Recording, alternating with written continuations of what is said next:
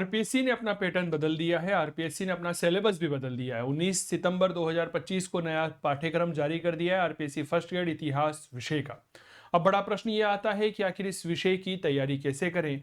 तो इसके लिए शानदार मैं नया कोर्स लेकर आया हूं। अपडेटेड कोर्स है, संभवतः राजस्थान में इस समय का तो पहला कोर्स है जो लाइव चल रहा है, नए सिलेबस के अनुसार चल रहा है, पूर्णतः अपडेटेड है, पुराना रिकॉर्डेड कोर्स नहीं है। ठीक है, तो 19 सितंबर 2025 को आरपीएससी के द्वारा जारी नए पाठ्यक्रम पर आधारित स्कूल व्याख्याता भर्ती परीक्षा का 2025 और 26 के लिए यह नया कोर्स आ चुका है।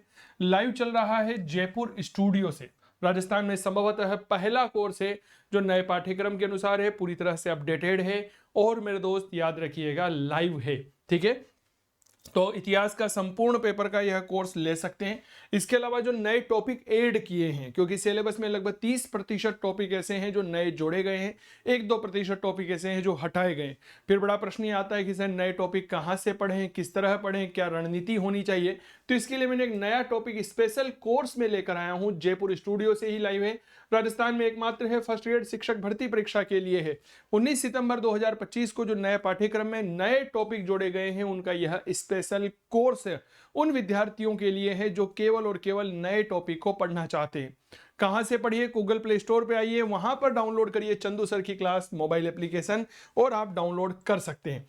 इसके अलावा मेरे प्यारे साथियों, नवरात्रा शुरू हो चुके हैं 22 और 23 सितंबर, यानी कि नवरात्रा स्थापना के दिन और उसके एक दिन बाद, यानी कि 22 और 23 तारीख को नवरात्रा पर मेरे दोस्त इतिहास के जितने भी ऑनलाइन कोर्स हैं इन पर 2 दिवसीय महा बचत ऑफर विशेष छूट आपको दी जा रही है, जिसमें फाउंडेशन कोर्स जो लाइव और रिकॉर्डेड कोर्स है, इसके अंतर्गत आपको, जैसे आप असिस्टेंट प्रोफेसर की तैयारी कर रहे हैं, यूजीसी नेट की तैयारी कर रहे हैं, किसी भी पीजीटी परीक्षा की तैयारी कर रहे हैं, जैसे विशेष तौर पर ईएमआरएस में भर्ती आई हुई है उसकी तैयारी कर रहे हैं, या फिर मेरे प्यारे साथियों आप आरपीएससी फर्स्ट ग्रेड की तैयारी कर रहे हैं, राजस्थान सेट भर्ती परीक्षा की तैयारी कर रहे हैं, तो उन सबके लिए लाइव रिकॉर्डेड कोर्स है, 2 साल की वैधता के साथ रहेगा यह। ठीक है, और यह कोर्स आप 8,999 में प्राप्त कर सकते हैं। फर्स्ट ग्रेड का संपूर्ण लाइव कोर्स जो है नया अपडेटेड और कंप्लीट पाठ्यक्रम पर आधारित है 5,499 में। अगर आप फर्स्ट ग्रेड का रिकॉर्डेड कोर्स लेते हैं, लाइव कोर्स के अलावा रिकॉर्डेड कोर्स भी है, तो यह 4,499 रुपए का रहेगा, पूरी तरह से अपडेटेड कोर्स रहेगा और नए पाठ्यक्रम के आधार पर रहेगा। नया टॉपिक स्पेशल बैच 1,999 रुपए का रहेगा। सभी कोर्स 19 सितंबर 2025 को आरपीएससी के द्वारा जारी किए गए नए पाठ्यक्रम के आधार पर हैं। तो फिर देरी किस बात की, आज ही गूगल प्ले स्टोर से डाउनलोड करिए चंदू सर की क्लास मोबाइल एप्लीकेशन और करिए अपने सपनों को साकार। हमारी हेल्पलाइन नंबर 8802060952 है। आप इस नंबर पर संपर्क करके आगे की जानकारियां भी प्राप्त कर सकते हैं। एक बात याद रखिएगा, नया पढ़ोगे, अपडेटेड पढ़ोगे, लाइव पढ़ोगे तो चीजें ज्यादा समझ में आती है अपेक्षाकृत पुराना पढ़ने से। तो फिर देरी किस बात की, आज ही जुड़िए और करिए अपने सपनों को साकार और जाइए सफलता के बेहद करीब। ठीक है, जहां पर सफल होकर ही सफलता को स्वीकार किया जाता है। तो लाभ उठाइएगा। नवरात्रा शानदार ऑफर 22 और 23 सितंबर 2 दिन का ऑफर है। 22 और 23 कहां पर? चंदू सर की क्लास मोबाइल एप्लीकेशन पर। जय हिंद, जय भारत। नमस्कार जी, स्वागत, सत्कार, अभिनंदन, राम राम, जय श्री कृष्णा, राधे राधे। कैसे हैं आप सभी? आवाज आ रही है ना? एक बार मुझे सूचना उपलब्ध करवाइए।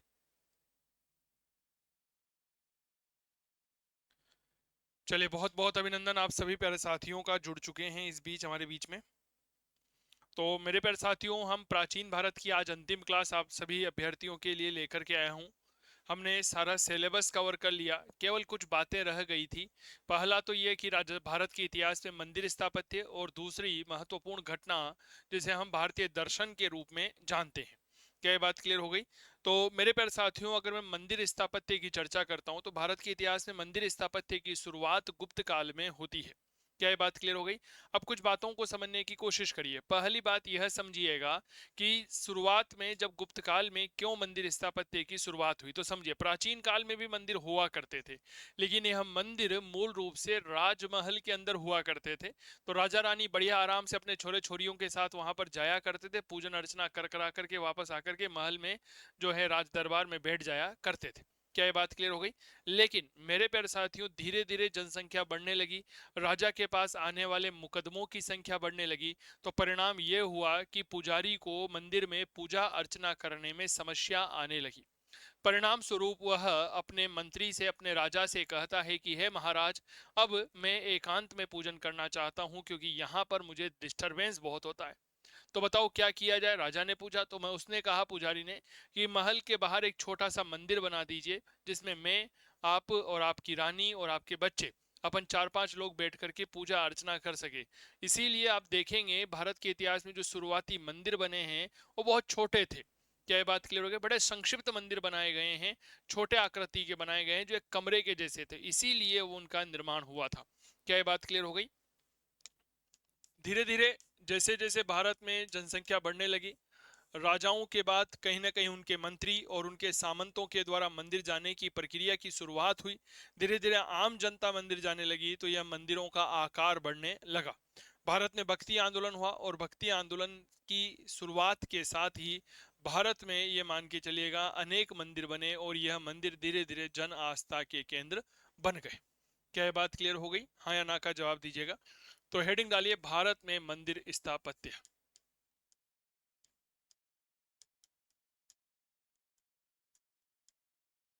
भारत में, ये लास्ट क्लास है आज हमारी प्राचीन भारत की। कल जो है आपके मध्यकाल की शुरुआत कर दी जाएगी। सभी विद्यार्थी इस बात को याद रखिएगा। ठीक है, भारत में मंदिर स्थापत्य, चले समझिए।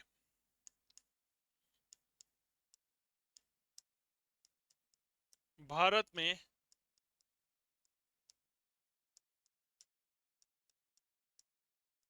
मंदिर निर्माण का प्रारंभ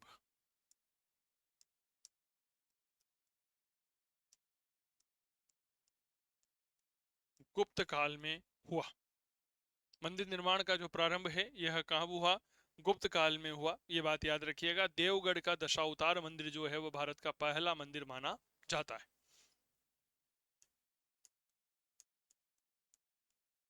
देवगढ़ का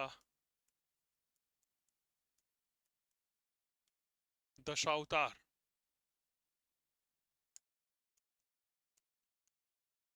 मंदिर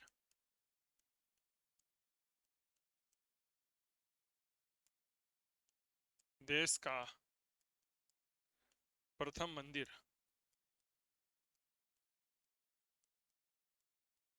माना जाता है। क्लियर हो गई? प्रथम मंदिर माना जाता है। अगली लाइन लिखिए, प्रारंभ में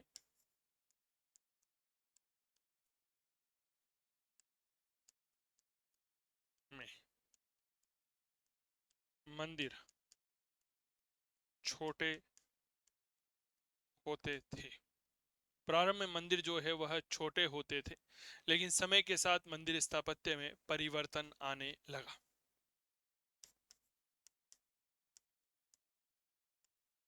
लेकिन समय के साथ मंदिर स्थापत्य में परिवर्तन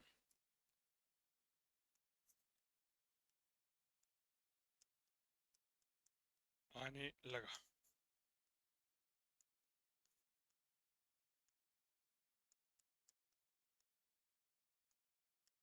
भक्ति आंदोलन के साथ, या आप इस तरह से लिखिएगा कि भारत में जैसे ही भक्ति आंदोलन हुआ तो परिणाम स्वरूप देश में अनेक मंदिर बने।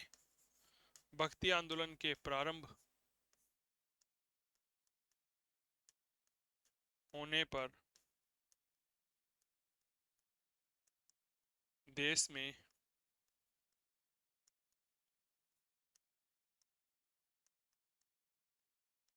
अनेक मंदिर बने, जो समय के अनुसार जन आस्था के केंद्र बने। जो समय के अनुसार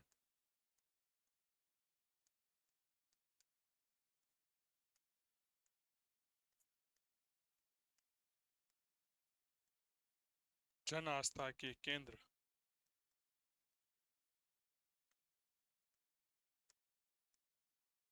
बनकर उभरे। क्या ये बात क्लियर हो गई? समय के साथ यह मंदिर जो है वह जन आस्था के केंद्र बन गए। क्या ये बात क्लियर हो गई? अब मैं आपको मंदिर स्थापत्य के कुछ भागों से रूबरू करवाना चाहता हूं, लेकिन उसके पहले आप इस बात को समझिए, आपके गांव में एक मंदिर होगा। क्या ये बात क्लियर हो गई? अगर मैं बात करता हूं वह मंदिर आपके कैसा होगा तो थोड़ा सा समझिएगा और थोड़ा सा विचार करें। चलिए, क्या सर उस मंदिर में इस तरह से एक चबूतरा बना हुआ है क्या?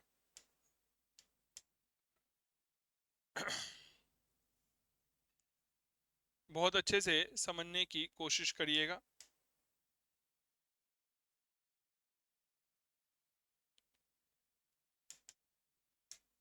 ठीक है, बहुत बढ़िया। सर क्या इस तरह से कुछ सीढ़ियां बनी हुई है? हाँ या ना का जवाब दीजिएगा। बिल्कुल बनी हुई होगी, इसमें कोई दो राय नहीं है। जब आप यहाँ पर प्रवेश करते हैं तो इस तरह के आपको कुछ स्तंभ दिखाई देते हैं। ठीक है, यह स्तंभ आपको दिखाई दिए। थोड़ा सा आगे बढ़ेंगे तो आपको कुछ और स्तंभ यहाँ पर दिखाई देंगे, जिन पर हम अक्सर हाथ लगा करके जाते हैं। फिर आपको एक कमरे की बारसोत नजर आएगी। इस बारसोत के अंदर एक कमरा होगा, जहां पर आपके इस तरह का एक चबूतरा बना हुआ होगा। और मेरे प्यारे साथियों, याद रखिएगा, यह जो चबूतरा होगा इस पर एक तरफ तो आपके भगवान विराजमान होंगे और दूसरी तरफ उनकी देवी विराजमान होगी। क्या मैं ठीक कह रहा हूं? बहुत सिंपल सी साधारण सी बात है, इसे समझने की कोशिश करिएगा। मंदिर तक आप इस रास्ते से प्रवेश करते होंगे। ठीक है, और यहाँ पर आपको कई सारे भक्त मिलते होंगे। यहाँ पर आपके वो तिलक वगैरह, यहाँ पर चरणामृत वगैरह जो है वह रखे रहते होंगे। इस तरह से आप इनकी परिक्रमा करते होंगे, जिन्हें हम इतिहास में प्रदक्षिणा पथ के रूप में हम जानते हैं। क्या मैं ठीक कह रहा हूं? समझिएगा। थोड़ा सा मंदिर अगर हम देखते हैं तो क्या वह मंदिर इस तरह से बना हुआ होता है क्या?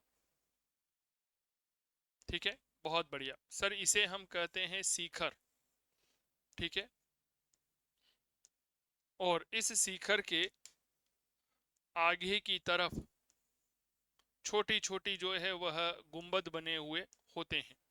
क्या मैं ठीक कह रहा हूं? हाँ या ना का जवाब जरूर साझा करिएगा। ठीक है, यहां पर एक ध्वजा लगी हुई होती है। तो मेरे प्यारे साथियों, याद रखिएगा, इस वाले भाग को क्या कहते हैं? ये जो होता है इसे हम कहते हैं शिखर। ठीक है, ये वाला हिस्सा जिसमें मंदिर में चारों तरफ परिक्रमा की जाती है इसे प्रदक्षिणा पथ कहते हैं। यह स्थान आपके गर्भगृह कहलाता है। ठीक है, यह चबूतरा है। ये वाला भाग जो है यह आपके मंडप कहलाता है। यह वाला भाग जो है वह आपके अर्ध मंडप के रूप में जाना जाता है। अर्ध मंडप, ये वाला जो हिस्सा होता है जहां पर आप मंदिर में एंट्री करते हैं, इस भाग को हम अंतराल कहते हैं। समझ में आ गई क्या बात? बताओ। ठीक है, ये मंदिर स्थापत्य का एक शानदार, गजब का और जबरदस्त नमूना है। गर्भगृह क्या होता है? मंदिर का वह भाग जहां देव मूर्ति स्थापित की जाती है और यह प्राय वर्गाकार होता है। मंडप गर्भगृह के सामने स्तंभों पर आधारित बरामदा। अर्धमंडप मंडप के सामने स्तंभों पर आधारित बरामदा। अंतराल अर्धमंडप और गर्भगृह को जोड़ने वाला एक भाग। प्रदक्षिणा पथ गर्भगृह के चारों ओर परिक्रमा के लिए बना हुआ एक बरामदा। समझ में आ गई क्या बात? चलिए, थोड़ा सा इनको भी लिख लीजिए, इनका अर्थ क्या होता है। देखो, ये क्या होता है? ये होता है परिक्रमा मार्ग। परिक्रमा मार्ग। गर्भगृह क्या होता है? वह स्थान जहां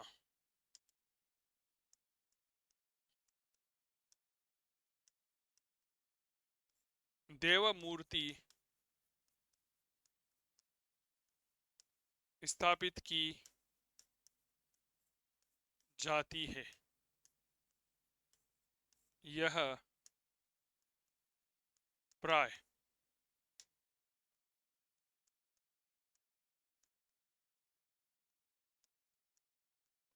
वर्गाकार होता है। कौन सा होता है? वर्गाकार। वर्ग यानी कि जिसकी चारों भुजाएं बराबर होती है। ठीक है, एक मंडप, एक अर्धमंडप, समझ गए होंगे, एक प्रकार के बरामदे हैं। अंतराल क्या होता है? तो अंतराल याद रखिएगा, गर्भगृह और मंडप को जोड़ने वाला भाग होता है।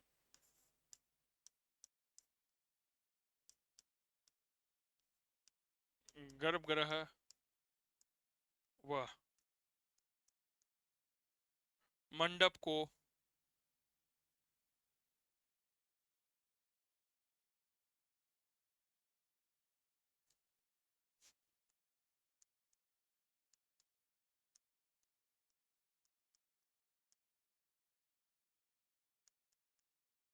जोड़ने वाला भाग, लिख लो यहां तक।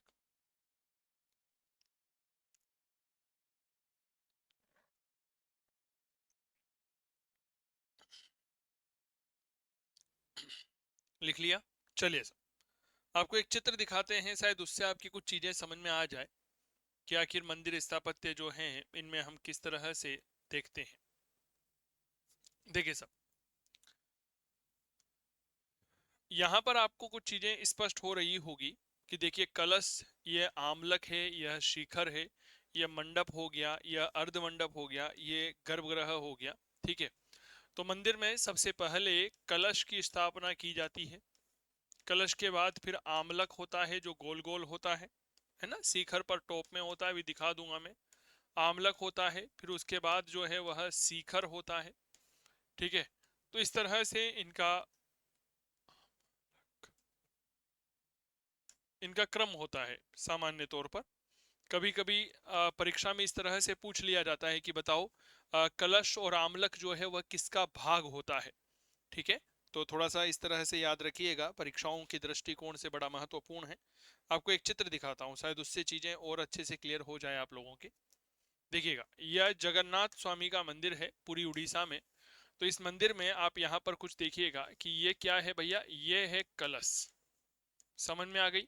यहाँ पर ये जो गोल गोल राउंड शेप में आपको नजर आ रहा है ना, ये होता है जी आमलक। ये क्या होता है? आमलक। ये जो वर्गाकार रेखाओं वाला नजर आ रहा है, इसे हम कहते हैं शिखर। ठीक है, इसके बाद ये वाला हिस्सा जो है यह मंडप होता है, और ये वाला जो हिस्सा है इसे हम अर्ध मंडप कहते हैं। बताओ भाई, ये क्लियर हो गया? और यहाँ पर जो नीचे की तरफ ये वाला जो हिस्सा है जहां पर देव मूर्ति विद्यमान है, इस देव मूर्ति वाले भाग को हम गर्भगृह के तौर पर जानते हैं। ठीक है चलिए, अब मैं आपको लेकर चलता हूं मंदिर स्थापत्य की शैलियां, बहुत अच्छे से समझिएगा।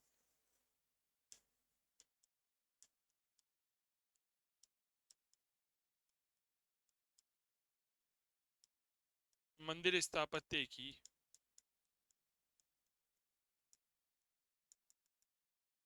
शैलियां, कौन कौन सी शैलियां हैं जो हमें मंदिर स्थापत्य में योगदान करती है।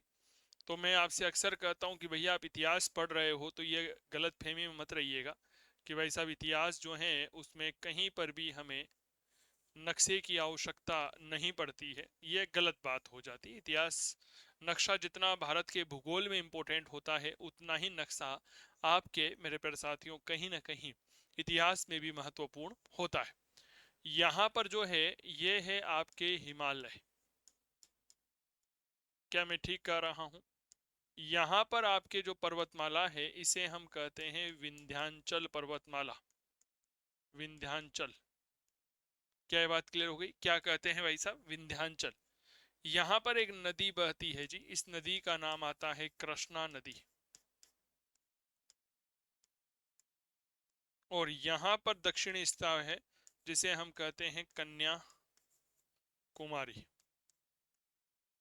क्या कहते हैं? कन्या कुमारी कहते हैं, विंध्याचल पर्वत। ठीक है, पूरे भारत में इनके बीच में ही मंदिर स्थापत्य शैलियों का विकास हुआ। हिमालय से लेकर विंध्याचल पर्वतमाला तक नागर शैली रही, विंध्याचल से कृष्णा नदी तक जो है वह बेसर शैली रही, और दक्षिणी भारत में कृष्णा नदी से लेकर के कहीं न कहीं कन्याकुमारी तक जो है वह क्या देखने को मिलती है, तो वह हमें देखने को मिलती है द्रविड़ शैली। यह हो गई आपके नागर शैली। यहां पर आपके एक शैली पनपी जिसे हम कहते हैं बेसर शैली। और मेरे दोस्त इस जगह पर यानी कि कृष्णा कुमारी से लेकर कन्याकुमारी तक, कृष्णा नदी से कन्याकुमारी तक मंदिर स्थापत्य की द्रविड़ शैली का विकास हुआ। बताओ भाई, क्या ये बात क्लियर हो गई? तो क्या मैं ऐसा कह सकता हूं कि बेसर शैली एक ऐसी शैली है जिसमें हमें नागर शैली और द्रविड़ शैली दोनों का ही मिश्रण देखने को मिलता है? बताओ, क्लियर हो गई बात? ठीक।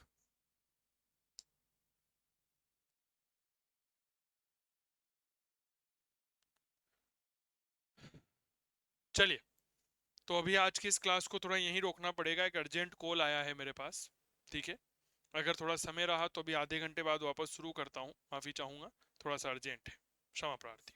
आरपीएससी ने अपना पैटर्न बदल दिया है, आरपीएससी ने अपना सिलेबस भी बदल दिया है। 19 सितंबर 2025 को नया पाठ्यक्रम जारी कर दिया है आरपीएससी फर्स्ट ग्रेड इतिहास विषय का।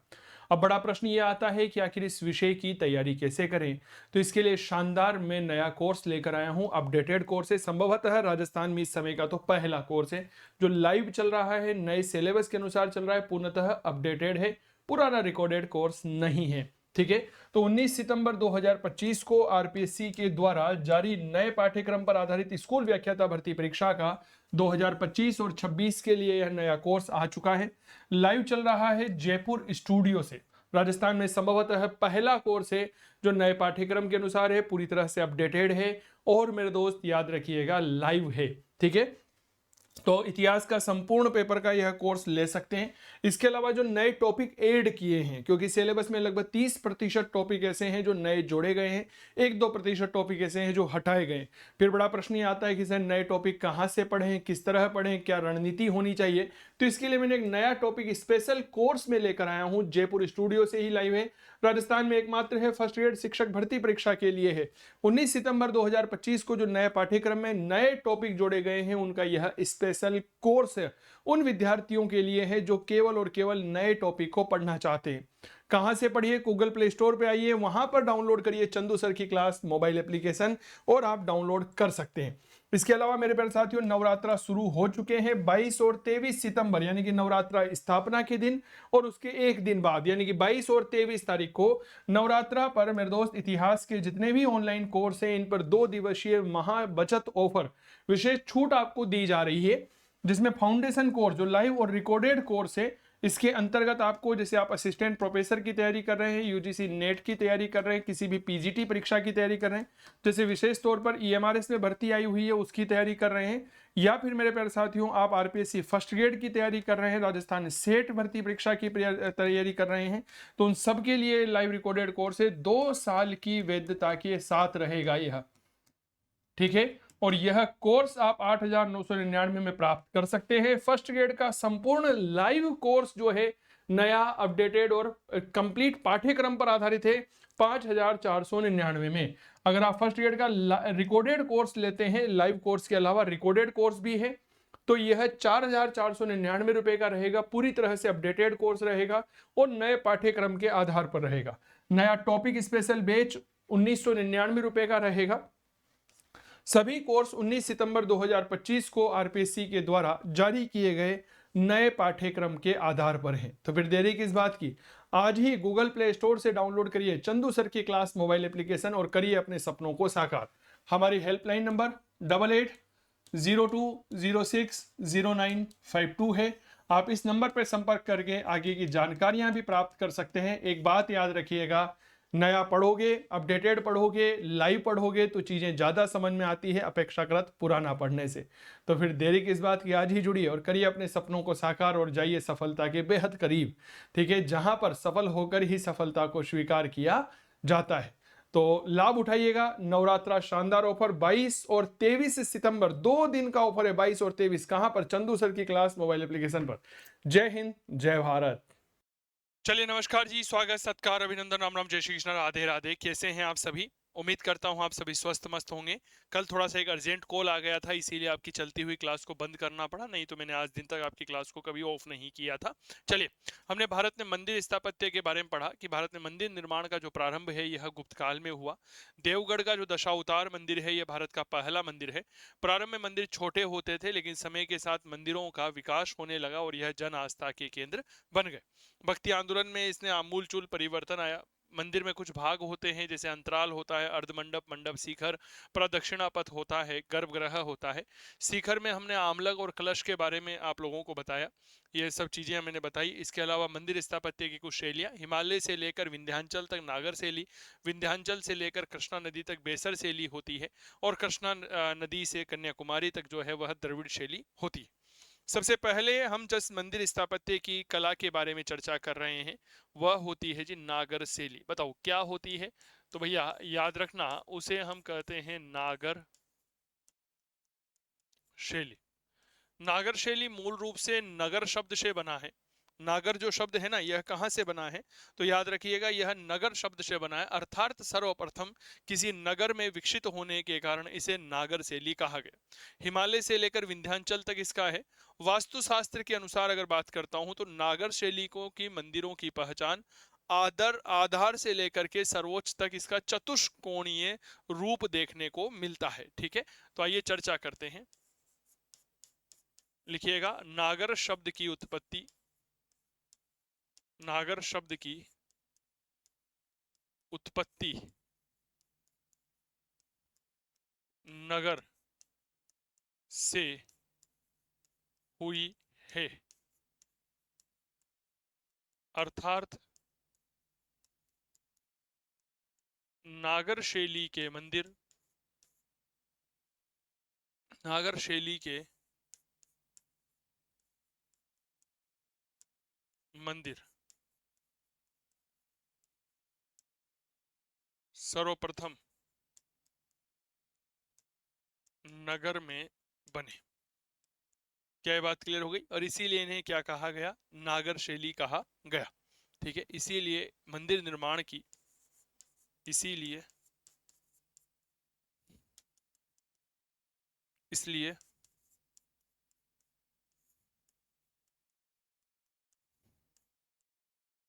मंदिर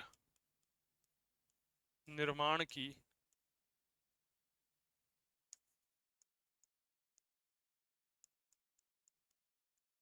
इस शैली को नागर शैली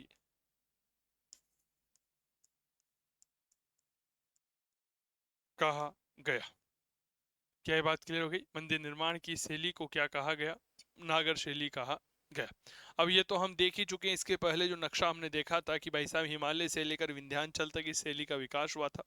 वास्तुशास्त्र के अनुसार नागर शैली के मंदिरों की पहचान आधार से लेकर सर्वोच्च तक इसका चतुष्कोणीय रूप माना जाता है। जैसे मैं आपको दिखाता हूँ चतुष्कोणीय रूप कैसे, आप यहाँ पर देखेंगे तो आपको ऐसा नजर आएगा कि यह चतुर्भुजाकार आकृति में है।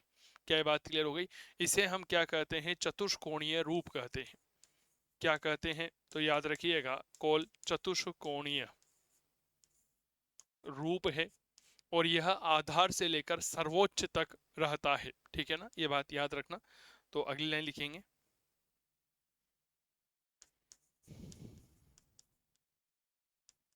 वास्तुशास्त्र के अनुसार नागर शैली के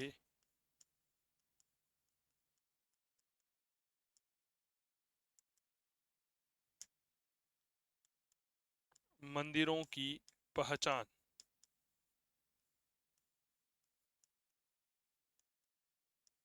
आधार से शिखर तक, आधार से शिखर कह लो या सर्वोच्च कह लो, एक ही बात है, शिखर तक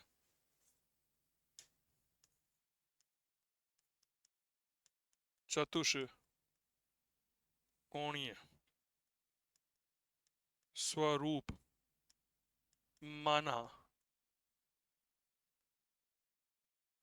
मानी जाती है। कौन सा स्वरूप है भाई साहब? चतुष्कोणीय स्वरूप है। क्या ये बात क्लियर हो गई? सर इन मंदिरों में हमने देखा, क्या देखा? अंतराल होता है, अर्धमंडप होता है, मंडप होता है, गर्भगृह होता है। ठीक है, यह एक ही अक्ष पे होते हैं। ये बात थोड़ा सा याद रखिएगा। अब मैं अगर आप बस से बात करूं कि नागर शैली के प्रमुख मंदिर जो हैं वह कौन कौन से हैं? नागर शैली के प्रमुख मंदिर, पहली बड़ी बात, यह बात याद रखिएगा, आपके मन मस्तिष्क विचारधारा में से इस बात को हटा दीजिए कि भाई साहब कहीं ना कहीं दक्षिणी भारत में नागर शैली के मंदिर नहीं मिलेंगे। मिलेंगे पूरे भारत में, लेकिन मूल रूप से यहाँ पर चर्चा की जा रही है विकास की। इस शैली का विकास उत्तर भारत में हुआ है। ठीक है, जैसे रीवा मध्य प्रदेश में वैजनाथ मंदिर आता है। ठीक है, जैसे लिखिएगा वैजनाथ, वैजनाथ मंदिर। यह वैजनाथ मंदिर कहाँ पर है? तो ये पड़ता है आपके रीवा, और रीवा है मध्य प्रदेश में। ठीक है, एक वेदनाथ मंदिर अलग है जो पालघर झारखंड में है, जो कि द्वादश ज्योतिर्लिंगों में से बड़ा लोकप्रिय है। कांवड़ियों का सबसे बड़ा मेला उसी वेदनाथ मंदिर में लगता है। ठीक है, कहाँ पर पड़ता है वह देवघर में है। और देवघर कहाँ पर है? तो देवघर है जी हमारे झारखंड में। क्या ये बात क्लियर हो गई? कुछ मंदिरों के चित्र मैं आपको दिखा दूंगा, उससे आप लोगों के मध्य में चीजें क्लियर हो जाएगी। देखो हिंदू आर्किटेक्चर में अगर हम थोड़ी सी, अभी मैं आपको कुछ चित्र दिखाता हूँ, पहले मंदिरों के नाम लिख लीजिए। तो वैद्यनाथ मंदिर है रीवा में, खजुराहो के मंदिर है मध्य प्रदेश में, चंदेलों की देन है यह खजुराहो मंदिर। कहाँ पर है? मध्य प्रदेश में। क्लियर हो गई? खजुराहो के मंदिर। इसके अलावा आप जैन मंदिर देखिएगा देलवाड़ा का, जैन मंदिर कहाँ पर है? तो ये है जी देलवाड़ा। ठीक है, देलवाड़ा पड़ता है माउंट आबू में, है ना। माउंट आबू जो है यह सिरोही जिले में है। कहाँ पर है? सिरोही जिले में। और सिरोही जिला कहाँ पर है? राजस्थान में है। बड़ा खूबसूरत मंदिर यहाँ पर बनाया गया है। मैं आपको कुछ चित्र दिखाता हूँ विशेष तौर पर देलवाड़ा के जैन मंदिरों के। ये देखिए सर, ये देलवाड़ा का जैन मंदिर है। अपनी स्वर्णिम निकाशी, सॉरी संगमरमर की शानदार नक्काशी के लिए इसे याद किया जाता है। देखिए कितना खूबसूरत मंदिर है सर। कहा जाता है इसकी जो नक्काशी है, यह नक्काशी कहीं ना कहीं सॉरी माफी चाहूंगा, ताजमहल जो है उस ताजमहल की नक्काशी से भी 4 गुना ज्यादा सर्वश्रेष्ठ है। कभी मौका मिले तो यहाँ पर जरूर जाइएगा, आप इस मंदिरों को देखिएगा।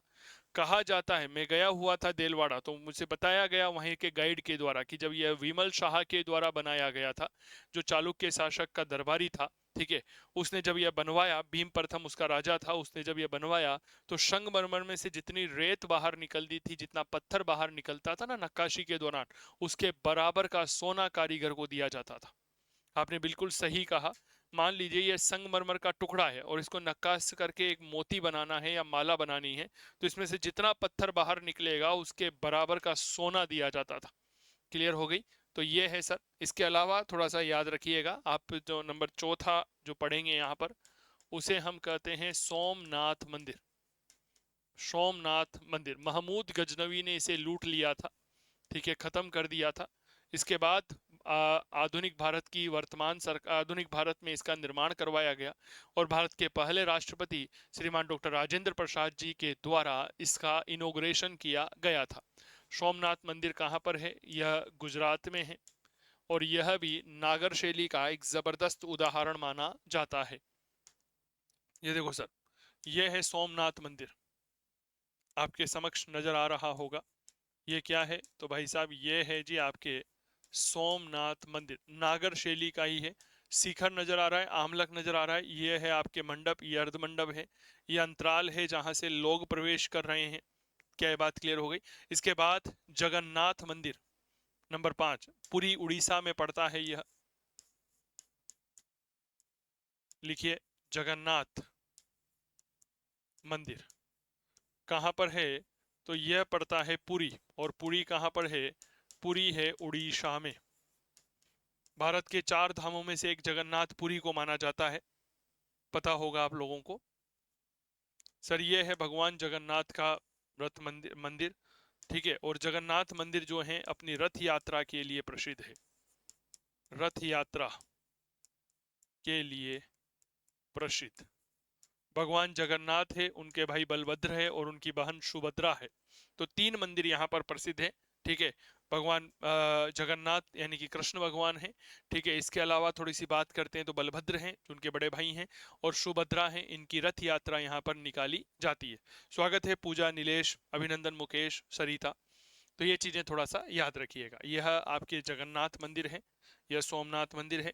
इसके अलावा अगर हम इन मंदिरों की चर्चा करते हैं तो भाई साहब ये मंदिर है आपके देलवाड़ा के मंदिर। देलवाड़ा, दिलवाड़ा या देलवाड़ा। ठीक है, चलिए साहब लिख लिया। इसके बाद अगर मैं थोड़ा सा चर्चा करता हूं तो लिंगराज मंदिर भुवनेश्वर उड़ीसा में पड़ता है। वह भी कहीं ना कहीं लिंगराज मंदिर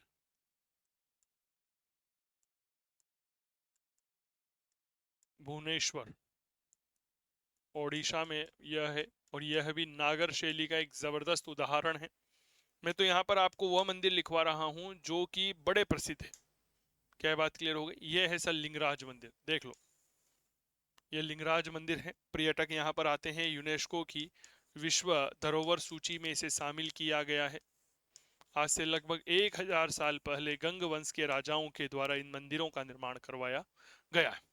इसके मंदिर, इसके अलावा सूर्य मंदिर आता है जो आपके कोणार्क में पड़ता है। लिखिएगा नंबर 7, सूर्य मंदिर। ये कहां पर है? ये है कोणार्क, उड़ीसा में ही है। अगर आप कभी जगन्नाथ पुरी की यात्रा पर जाते हैं तो ये लिंगराज मंदिर, यह सूर्य मंदिर, इन सब के दर्शन हमें हो जाते। इसके अलावा उत्तर भारत में जितने भी मंदिर हैं उनमें से अधिकांशतः सामान्यतया नागर शैली में ही बने हुए हैं। क्या ये बात क्लियर हो गई? यह मंदिर देखिएगा, यह सूर्य मंदिर है, चूंकि काफी पुराना है। क्या ये बात क्लियर हो गई? इसीलिए इसमें अब जो है इस तरह से सपोर्ट लगा दिए गए हैं ताकि मंदिर की रक्षा की जा सके। अंदर के तरफ जो है रेत भर दी गई है। क्या ये बात क्लियर हो गई? ताकि मंदिर जो है उसे बचाया जा सके। लिख लो यहाँ पर।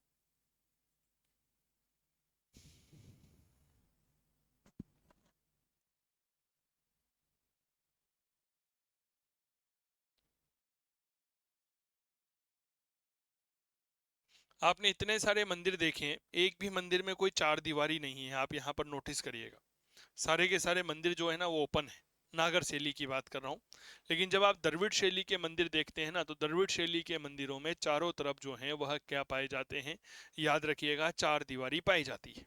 मैं आपको यहाँ पर एक चित्र दिखाता हूँ, बहुत अच्छे से चित्रों को समझने की कोशिश करिएगा। देखिए यहाँ पर आप कुछ मंदिर देखिए। देखिए सबसे पहले आपको यहाँ पर 3 शैलियां नजर आ रही होगी। नागर शैली, ठीक है, ये सीकर हो गया, ये मंडप, ये अर्ध मंडप हो गया। इस तरह से आगे बढ़ते रहे। यहाँ पर आप द्रविड़ शैली देखिएगा, यह बेसिकली मंदिर का प्रवेश द्वार होता है। प्रवेश द्वार में जो है इसे हम गोपुरम कहते हैं। गोपुरम कहते हैं। यह क्या होता है जी? यह प्रवेश द्वार होता है। मंदिर काफी बड़ा बनाया हुआ है, चार दीवारी बनी हुई है, यहाँ पर चबूतरा है। और ये जो है ये बेसर शैली में बना हुआ है जिसमें नागर और द्रविड़ शैली दोनों की विशेषताएं हैं। क्या ये बात क्लियर हो गई? चलिए बहुत सुंदर। अब मैं आपको आगे की यात्रा की, आगे की कहानी बताता हूँ। बहुत अच्छे से समझने की कोशिश करिएगा। देखिए साहब, अगर हम मंदिर स्थापत्य की द्रविड़ शैली की चर्चा करते हैं, जैसे हमने अभी थोड़ी देर पहले आप सबके बीच में नागर शैली की चर्चा करी थी। क्या ये बात क्लियर हो गई? किसकी परिचर्चा करी सर? नागर शैली की बात करी। तो उसी प्रकार हम जब द्रविड़ शैली को पढ़ते हैं तो इसकी अपनी अलग विशेषता है। ठीक है, मंदिर स्थापत्य की द्रविड़ शैली। देखो, द्रविड़ शैली में जो मंदिर बनाए जाएंगे यह बिल्कुल अलग तरह से मंदिरों का निर्माण किया जाता है। कैसे किया जाता है? थोड़ा सा मंदिरों की इस आकृति को समझने की कोशिश करिएगा। एक इस तरह से चारों तरफ वर्गाकार जो है वह एक चार दीवारी तैयार कर दी जाती है। ठीक है, इधर जो है वह प्रवेश द्वार बनाया जाता है और यह सबसे बड़ा होता है। कहा जाता है कि शिखर से भी ज्यादा बड़ा प्रवेश द्वार यहाँ पर बनाया जाता है और उसे गोपुरम कहते हैं। ये क्या होता है तो याद रखिएगा, ये होता है गोपुरम। इसे क्या कहते हैं तो ये है प्रवेश द्वार, मेन एंट्री गेट यही होता है। क्लियर हो गई। यहाँ पर हमारा एक चबूतरा बना हुआ होता है जिस पर सामान्य तौर पर किसी देवी देवता का अंकन यहाँ पर किया जाता है। ठीक है, थोड़ा सा बड़ा बना लेते हैं, ठीक रहेगा, समझिएगा। इस तरह से ये देवी देवता बन गए यहाँ पर, और इसी के चारों तरफ जो है वह प्रदक्षिणा पथ तैयार कर दिया जाता है। प्रदक्षिणा पथ जो है सामान्य तौर पर कवर होता है। आपने हमारे उत्तर भारतीय मंदिरों में देखा होगा, आप कभी केदारनाथ जाइएगा या कभी आप वेदनाथ जाइएगा या कभी आप जो है खजुराहो के मंदिरों में जाइएगा, इनमें परिक्रमा मार्ग जो है ना मंदिर के बाहर की तरफ होता है। क्या मैं ठीक कह रहा हूँ क्या? तो ये चीजें थोड़ा सा समझिएगा। अब मेरे दोस्त, यह प्रदक्षिणा पथ है, यह गर्भगृह बना दिया गया। ये क्या है भाई साहब? ये हो गया आपके प्रदक्षिणा पथ। प्रदक्षिणा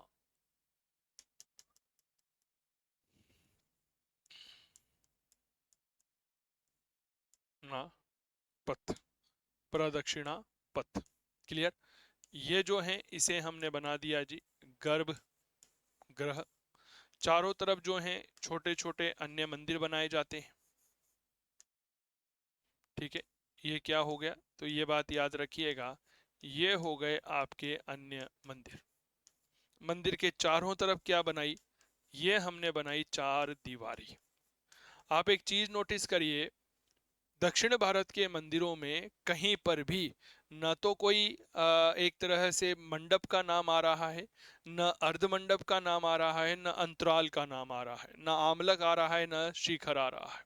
क्या ये बात क्लियर हो गई? इस तरह का कोई बड़ा नाम हमें यहाँ पर देखने को नहीं मिलता। मंदिर जो बनाया गया है यह काफी विशाल मैदान में बनाया गया है। इसे हम क्या कह सकते हैं? विशाल प्रांगण कह सकते हैं।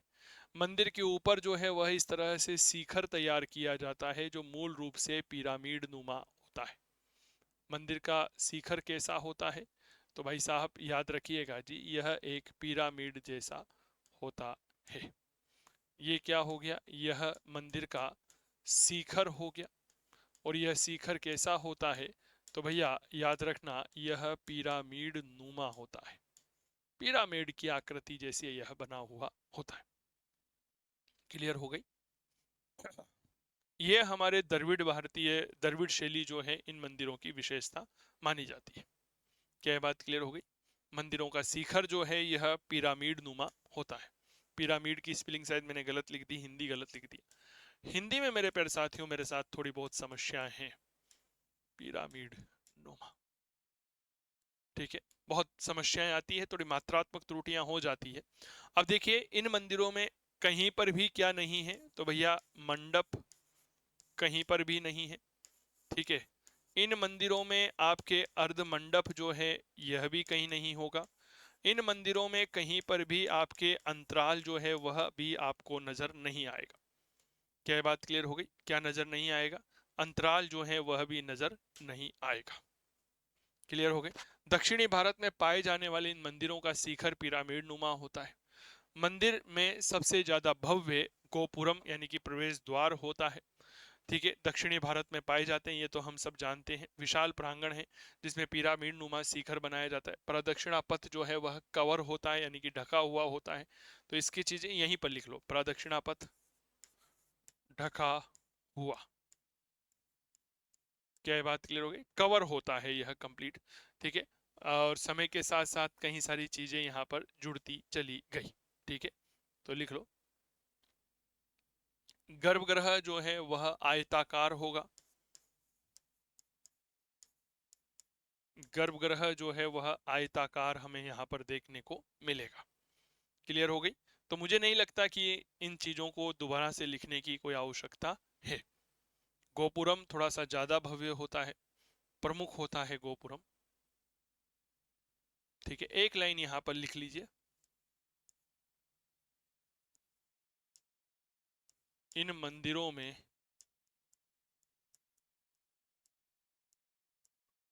प्रमुख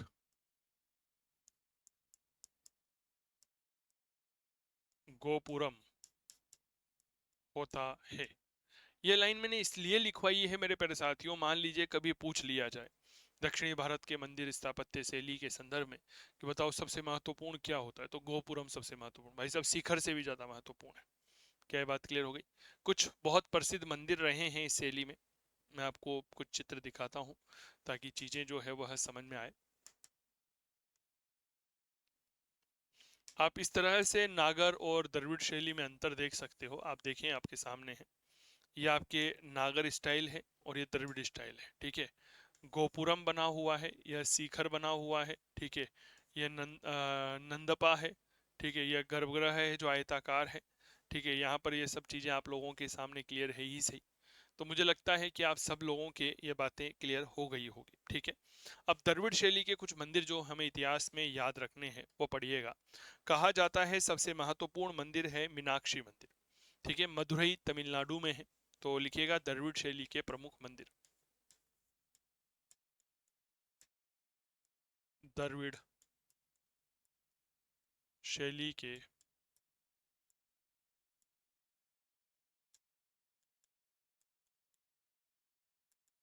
प्रमुख मंदिर। द्रविड़ शैली के कुछ प्रमुख मंदिर, जैसे सबसे पहले लिखिए मीनाक्षी मंदिर। ठीक है, मीनाक्षी मंदिर कहां पर बना हुआ है?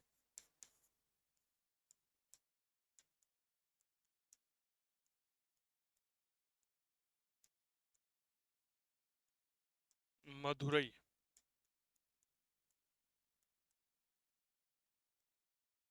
तमिलनाडु। देखो भाई साहब, आप खुद देखेंगे तो वास्तव में आप ताज्जुब करेंगे कि सर इतना गजब का भी मंदिर जो है वो बनाया जा सकता है क्या। सबसे पहले तो आप मीनाक्षी मंदिर का यह दृश्य देखिए। यहाँ पर आप देख रहे होंगे बड़े बड़े स्थापत्य आपको नजर आ रहे होंगे। ये क्या है, तो ये बात याद रखिएगा जी, यह आपके मीनाक्षी मंदिर है।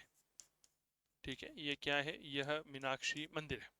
ये जो बड़ा बड़ा आर्किटेक्चर आपको नजर आ रहा है ना, ये भव्य गोपुरम है इनके, यानी कि प्रवेश द्वार है। अब इनको थोड़ा सा करीब से देखते हैं तो ये देखो सरा, ये है मीनाक्षी मंदिर। देखो भाई साहब, ये है मीनाक्षी मंदिर। कितना गजब का आर्किटेक्चर बना हुआ है, काफी विशाल काय हैं, 22-22 मंजिल के बने हुए हैं। आपने सही सुना, यह मैं 2 मंजिल और 5 मंजिल की बात नहीं कर रहा हूं, 20-20 मंजिल के गोपुरम बने हुए हैं। मदुरई में जब आप प्रवेश करते हैं तो बड़ी दूर से ही हमें यह गोपुरम नजर आ जाते हैं। ठीक है, यह गोपुरम है। यह क्या है, यह गोपुरम है, मंदिर इसके अंदर है। आप मीनाक्षी मंदिर को देखेंगे तो आपको चारों तरफ 4 दीवारी नजर आ रही है क्या? बताओ मुझे। छोटे छोटे मंदिर बने हुए हैं, ये सब शिखर हैं। ठीक है, ये छोटे छोटे शिखर हैं। और बाद में यही मंदिर जो है ना, हमारे इतिहास में बहुत बड़े व्यापारिक केंद्र के तौर पर भी जाने गए। कैसे जाने गए इनकी चर्चा कभी बाद में करेंगे, यहाँ पर नहीं कर सकता। ठीक है, तो ये मंदिर हमें यहाँ पर देखने को मिलते हैं। तो पहला मंदिर हो गया मीनाक्षी मंदिर। ठीक है, कहाँ पर है? मदुरई में। एलोरा महाराष्ट्र में बना हुआ है कैलाश नाथ मंदिर। राष्ट्रकूट शासक कृष्ण प्रथम ने बनाया था कैलाश नाथ मंदिर। 2 मंजिला है, यह पता ही होगा। कहाँ पर बना हुआ है जी? तो याद रखना जी, एलोरा। और एलोरा कहाँ पर है भाई साहब? महाराष्ट्र में। ये वही मंदिर है जिसके बारे में कहा जाता है कि किसी दानवों के द्वारा मंदिर का निर्माण किया गया था। ऊपर से नीचे की ओर बनाया गया है यह मंदिर। देखिए क्या गजब का आर्किटेक्चर है ना, एक पूरी की पूरी चट्टान थी, उस चट्टान को काट करके मंदिर बनाया गया। 2 मंजिला है, यह गोपुरम आप देख रहे होंगे, शिखर है, शंकर भगवान को समर्पित मंदिर है और बड़ा बेहतरीन मंदिर है। ठीक है, एहोल जिसे मंदिरों का नगर कहते हैं, तो एहोल मंदिर जो है कर्नाटका में, वह भी हमें द्रविड़ शैली में ही देखने को मिलते हैं। एहोल मंदिर कहाँ पर है? याद रखिएगा, कर्नाटक में। ठीक है, एहोल का तो फोटो होगा नहीं, है ये रहा, बहुत प्यारा मंदिर है सर, ये रहा एहोल का मंदिर। ठीक है, ये एहोल का मंदिर है आपके समक्ष। यह भी कहीं ना कहीं हमारे द्रविड़ शैली में ही बना हुआ है। महाबलीपुरम के रथ मंदिर तमिलनाडु में, ठीक है, वह भी इसी में बने हुए हैं, लिखिएगा रथ मंदिर कहाँ बने हुए हैं? महाबलीपुरम, जिसे मामलपुर भी कहा गया है, मैंने सारे फोटो आपको दिखाए थे, कहाँ है? तमिलनाडु में बने हुए हैं। ठीक है,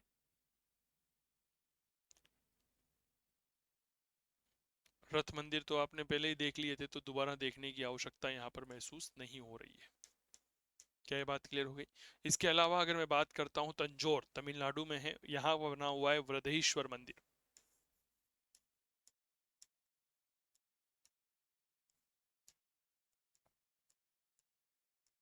वृद्धेश्वर मंदिर तंजौर तमिलनाडु।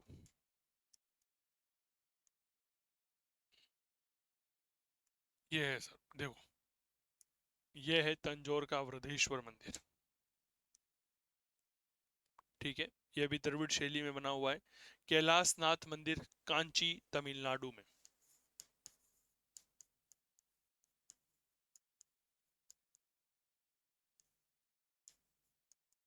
कैलाशनाथ मंदिर कांची तमिलनाडु। यह भी कहीं ना कहीं आपके द्रविड़ शैली में ही बना हुआ है। क्लियर हो गई क्या बात? ये देखो सर, कितना गजब का बना हुआ है, आप खुद देखें इसको।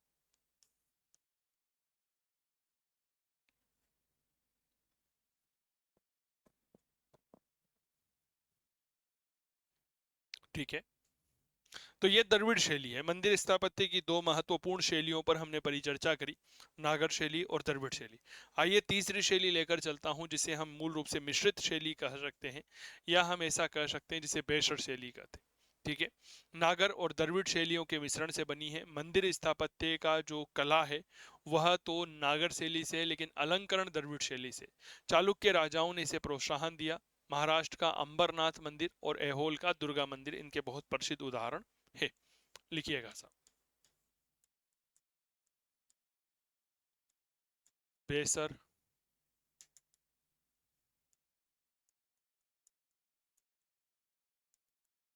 शैली। ठीक है,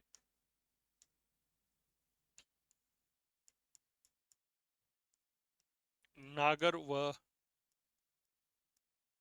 द्रविड़ का मिश्रण, द्रविड़ शैलियों का मिश्रण, नागर और द्रविड़ शैलियों का मिश्रण। मंदिर संरचना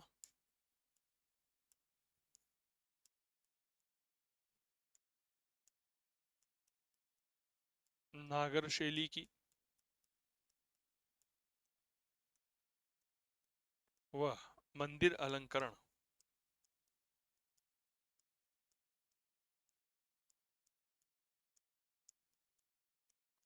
द्रविड़ शैली का। समझ में आ गई क्या बात? इसीलिए इसे मिश्रित शैली भी कहते हैं। यह मिश्रित शैली, मिश्रित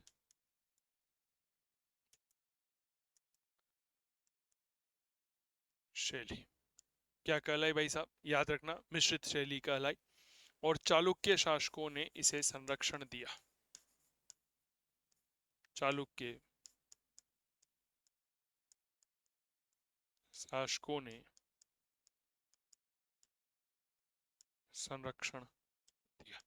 हाँ, अब यहाँ पर आपके मन में एक सवाल आ सकता है कि सर ये कौन से चालुक्य राजा थे जिन्होंने इसे संरक्षण दिया? भैया, यह चालुक्य राजा बेसिकली बादामी या वातापी के चालुक्य थे।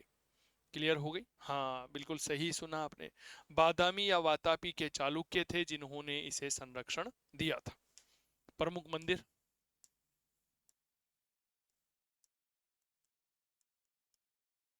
कौन कौन से हैं? तो भैया पहला मंदिर माना जाता है अंबरनाथ का मंदिर, जो महाराष्ट्र में स्थित है। अंबरनाथ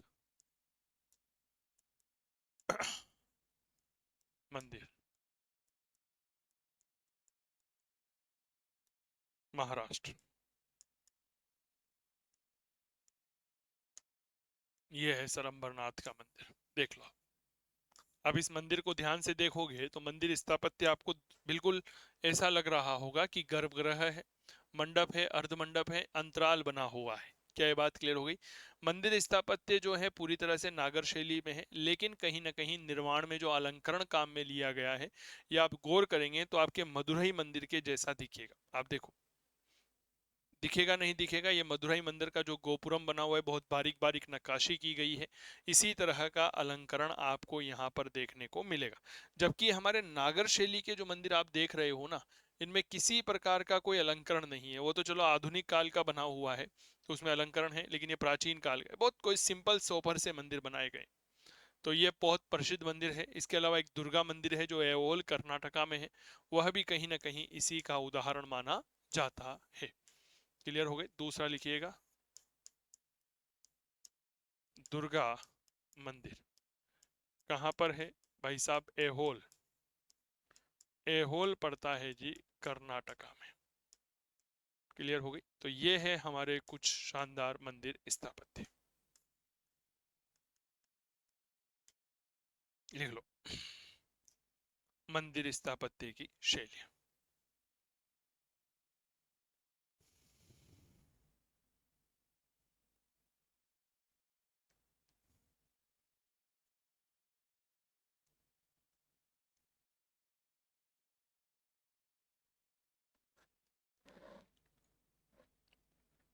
चलिए, एक नया टॉपिक आप लोगों के लिए लेकर के आते हैं और इसके साथ प्राचीन भारत का ये जो बैच है इसे समाप्त करने का प्रयास करते हैं, ताकि हम मध्यकाल की तरफ बढ़ सकें। मेरे प्यारे साथियों, अब हम बात कर रहे हैं कहीं ना कहीं प्राचीन भारतीय षड दर्शनों के बारे में, एंशिएंट इंडियन फिलोसॉफी। प्राचीन भारत में बेसिकली वर्गीकरण के आधार पर भारतीय दर्शन को हम दो भागों में बांटते हैं। तो एक हेडिंग डालिएगा, भारतीय दर्शन, प्राचीन भारत का दर्शन।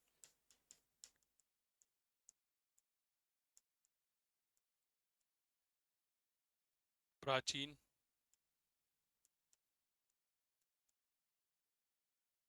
भारतीय दर्शन, ठीक है। बहुत अच्छे से प्राचीन भारतीय दर्शन को पढ़िए। बेसिकली भारतीय दर्शन को दो भागों में बांटा जाता है, आस्तिक दर्शन और नास्तिक दर्शन। यहाँ पर आप ये मत समझिएगा कि आस्तिक दर्शन वो दर्शन होता है जी जो कि ईश्वर को मानता है, नास्तिक दर्शन वो होता है जो ईश्वर को नहीं मानता। तो मैं आपकी जानकारी के लिए बता दूं, प्राचीन भारत में जिस दर्शन की हम चर्चा कर रहे हैं, ये ईश्वर की स्वीकारोक्ति या अस्वीकारोक्ति से नहीं है, यह वेदों से जुड़ा हुआ है। अर्थात तो वह दर्शन जो वेदों की प्रामाणिकता में विश्वास करते हैं वह आस्तिक दर्शन कहलाते हैं, और जो वेदों की प्रामाणिकता में अविश्वास करते हैं उन्हें नास्तिक दर्शन कहते हैं। तो कुल मिलाकर के कितने दर्शन हुए हैं? 6 दर्शन हुए हैं। लेकिन वर्गीकरण जो है, यह इनके कितने भाग हैं? तो याद रखिएगा जी, 2 भाग माने गए हैं। ठीक है, कितने भाग हैं? 2 भाग। बहुत अच्छे से समझिएगा। पहला होता है आस्तिक दर्शन, चार्ट बनाइए साथ में।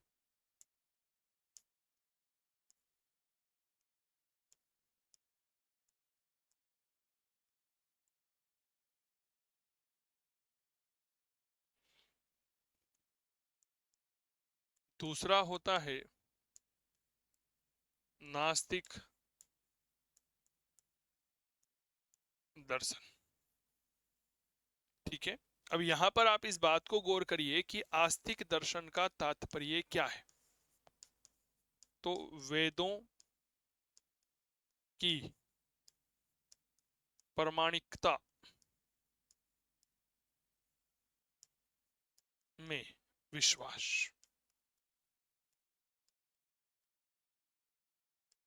आस्तिक दर्शन जो है ना, ये कहते हैं कि भाई साहब वेद थे और जो वेदों में बात लिखी गई है वही वास्तविकता है। क्या ये बात क्लियर हो गई? वो वेदों में जो ज्ञान है वह वास्तविक ज्ञान है, उसे हम नकार नहीं सकते। जबकि नास्तिक दर्शन जो है यह क्या कहता है कि वेद वेद क्या है जी, कुछ नहीं है, फालतू की बातें हैं जी, बेवजह है ना, चौचलेबाजी, ऐसा कुछ नहीं है। तो लिखिएगा वेदों की प्रमाणिकता, ऑथेंटिसिटी ऑफ वेदास में अविश्वास।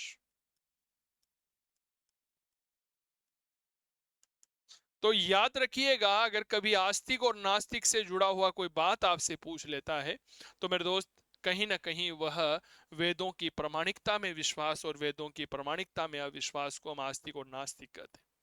एक लाइन समझिएगा कि आस्तिक और नास्तिक दर्शन का तात्पर्य ईश्वर को मानना या नहीं मानना, ईश्वर की स्वीकारोक्ति और अस्वीकारोक्ति नहीं है।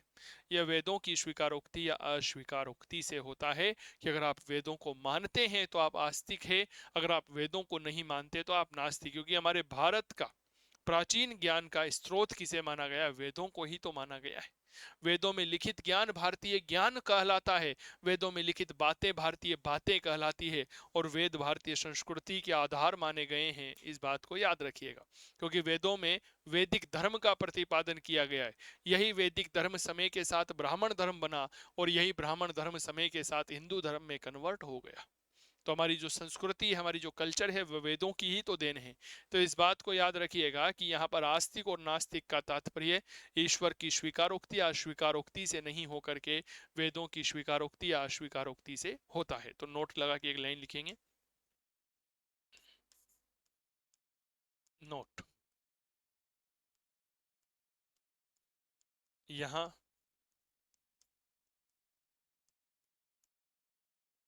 आस्तिक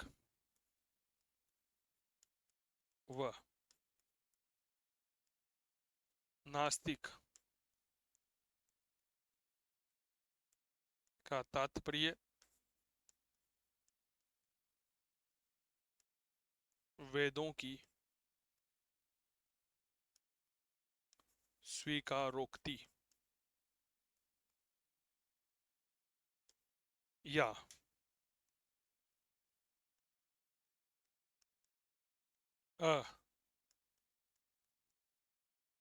अस्वीकारोक्ति से है, से है, ना कि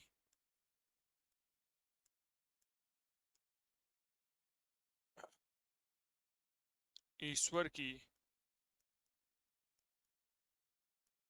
स्वीकारोक्ति या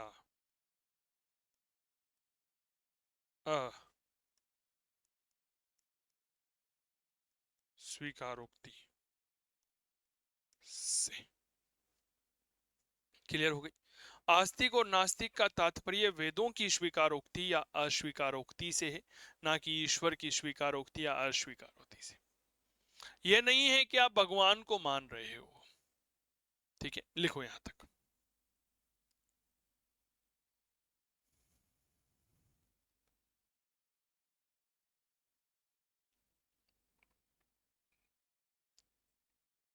चलिए साहब, अब भारत में षड दर्शन रहे हैं। षड दर्शन का तात्पर्य होता है 6 दर्शन। ठीक है, सबसे पहला आता है सांख्य दर्शन। सांख्य दर्शन का जो प्रतिपादन है वो महर्षि कपिल ने किया था। इन्होंने किताब लिखी तत्व समाज। इनके अनुसार जगत की उत्पत्ति ईश्वर से ना होकर के पुरुष और प्रकृति के संयोग से होती है। इनके मिलन से जगत की उत्पत्ति मानी गई है।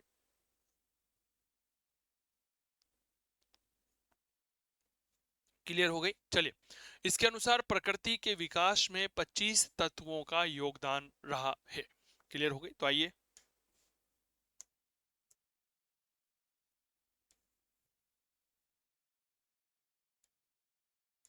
भारतीय षड दर्शन।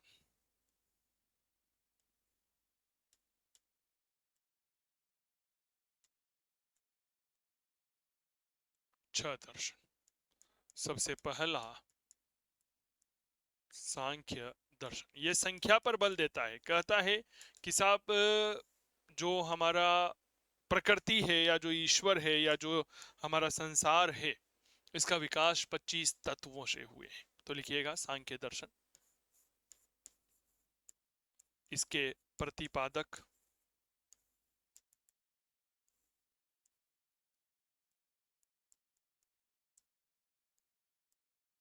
महर्षि कपिल। महर्षि कपिल ने जिस ग्रंथ की रचना की है वह तत्व समाज होता है। कौन सा ग्रंथ लिखा है जी? तत्व समाज। मैं महर्षि कपिल का इमेज आप लोगों को दिखाता हूं। मेरे इमेज दिखाने का बहुत शौक है सर मुझे। मैं जब पढ़ाया करता था तो वहां पर भी खूब इमेजें दिखाया करता था बच्चों को। यह है सर महर्षि कपिल। सांख्य दर्शन के प्रणेता है, सृष्टि उत्पत्ति सिद्धांत के प्रतिपादक है। ठीक है, इन्होंने जो सिद्धांत दिया है, यह कौन सा सिद्धांत है? यह है सृष्टि उत्पत्ति सिद्धांत। क्लियर हो गई? कौन सा सिद्धांत है? सृष्टि उत्पत्ति का सिद्धांत। इस दर्शन के अनुसार जगत की उत्पत्ति ईश्वर से नहीं हुई है, अपितु पुरुष और प्रकृति के मिलन से इसकी उत्पत्ति हुई है और प्रकृति का विकास 25 तत्वों से होता है। तो एक लाइन लिखिएगा, इस दर्शन के अनुसार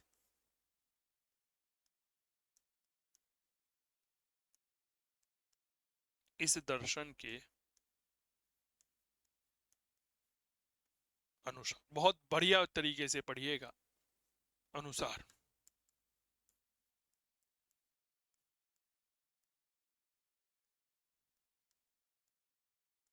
जगत की उत्पत्ति, ठीक है ना, ईश्वर से ना होकर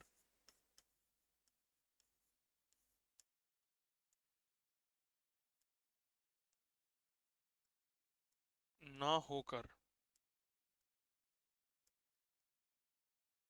मनुष्य व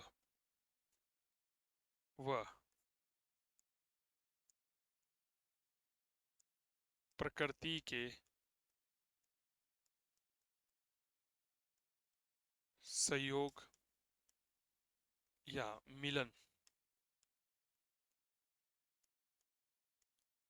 से हुई है। क्या ये बात क्लियर हो गई? प्रकृति का विकास, प्रकृति के विकास में 25 तत्वों का योगदान रहा।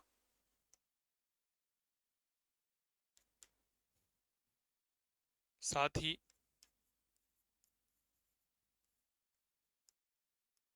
ही प्रकृति के विकास में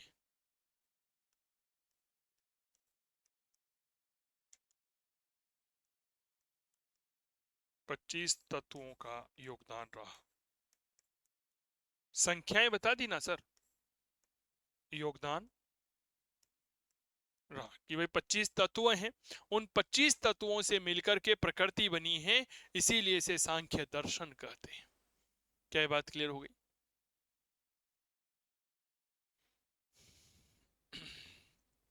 तो सांख्य दर्शन प्रतिपादक महर्षि कपिल हुए हैं। इन्होंने तत्व समाज ग्रंथ लिखा और सृष्टि उत्पत्ति का सिद्धांत दिया। कहा कि जगत की उत्पत्ति या सृष्टि की उत्पत्ति ईश्वर से नहीं होकर के मनुष्य और प्रकृति के सहयोग से हुई है और प्रकृति का विकास 25 तत्वों का योगदान है। क्लियर हो गई? चलिए, इसके बाद जो दूसरा महत्वपूर्ण दर्शन आता है उसे हम कहते हैं जी योग दर्शन। क्या कहते हैं? तो याद रखिएगा, योग दर्शन कहते हैं। लिखिएगा नंबर 2, योग दर्शन। ठीक है, योग दर्शन के प्रतिपादक हुए हैं महर्षि पतंजलि। इन्होंने किताब लिखी है योग सूत्र। कहा गया है कि योग जो है वह संसार का केंद्र है। ठीक है, योग जो है वह कौन है? संसार का केंद्र है। और अष्टांगिक योग का प्रतिपादन किया। अष्टांगिक योग में योग की 8 कलाएं बताई गई है। कभी आपने देखा होगा जब योग दिवस की शुरुआत हुई थी 21 जून से, तो योग काफी लोकप्रिय हो गया था, है ना। तो 8 प्रकार के योगासन बहुत लोकप्रिय हुए थे, जैसे ब्राह्मी हुए थे, अनुलोम विलोम हुए थे। मुझे तो ज्यादा आता नहीं है क्योंकि मैं करता भी नहीं हूँ, देखो मैं झूठ क्यों बोलूं आप लोगों से। क्या ये बात क्लियर हो गई? तो याद रखिएगा, योग दर्शन प्रतिपादक, भाई साहब प्रतिपादक हुए हैं महर्षि पतंजलि। इनका जो ग्रंथ है वह क्या है? योग सूत्र। कौन सी किताब लिखी है? योग सूत्र लिखी है। ठीक है। अब मेरे दोस्त, इसमें योग को संसार का केंद्र बताया गया है और अष्टांगिक योग का प्रतिपादन बताया गया, योग की 8 कलाएं। तो लिखिएगा, इस दर्शन के अनुसार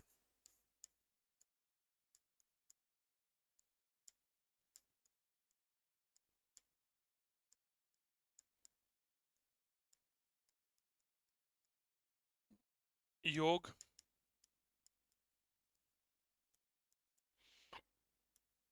संसार के केंद्र में है। योग जो है वह संसार का केंद्र है और अष्टांगिक योग और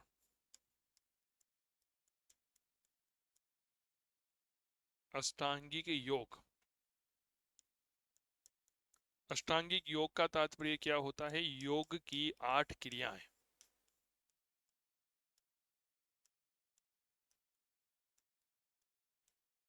अष्टांगिक योग महत्वपूर्ण है। मतलब आप एक चीज देखिए, अब हम कहते हैं कि साहब महर्षि कपिल ने सांख्य दर्शन का प्रतिपादन किया, तो कहा जी प्रकृति सब कुछ है, प्रकृति के 25 तत्व है। पतंजलि ने योग दर्शन का प्रतिपादन किया, तो इन्होंने कहा जी, क्या कहा कि भाई साहब योग जो है ये संसार का केंद्र बिंदु है। क्या ये बात क्लियर हो गई क्या? अभी मैं बात करूंगा न्याय दर्शन। अक्षपाद गौतम ने न्याय सूत्र नाम की किताब लिखी थी। कौन सी किताब लिखी थी? न्याय सूत्र नाम की किताब लिखते हैं। न्याय सूत्र में वह क्या कहते हैं, बहुत अच्छे से समझिएगा, ये शायद फिर वही गलत कर दिया, सूत्र ऐसे ही लिखते हैं। क्लियर हो गई? समझिएगा। तो मेरे प्यारे साथियों, न्याय सूत्र लिखा है, इस दर्शन में भारतीय तर्क विद्या पर बल दिया गया। ठीक है। तर्क यानी कि बिना लॉजिक के कोई कार्य नहीं होता है। यह है पतंजलि, जिन्होंने योग सूत्र की रचना की थी। ये आप देख रहे होंगे पतंजलि है। क्लियर हो गई? आपने सीआईडी देखा होगा ना, उसमें न्याय दर्शन हमें बहुत भली भांति देखने को मिल जाता है। चलिए नंबर 3 पे लिखेंगे हम,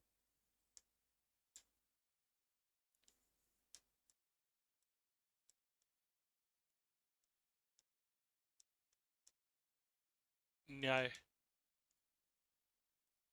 दर्शन। ठीक है, न्याय दर्शन। महर्षि गौतम, जिन्हें हम अक्षपाद गौतम भी कहते हैं, उन्होंने इसका प्रतिपादन किया। लिखिएगा,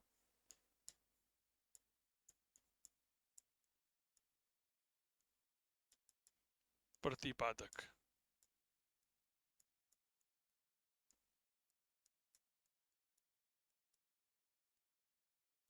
महर्षि गौतम,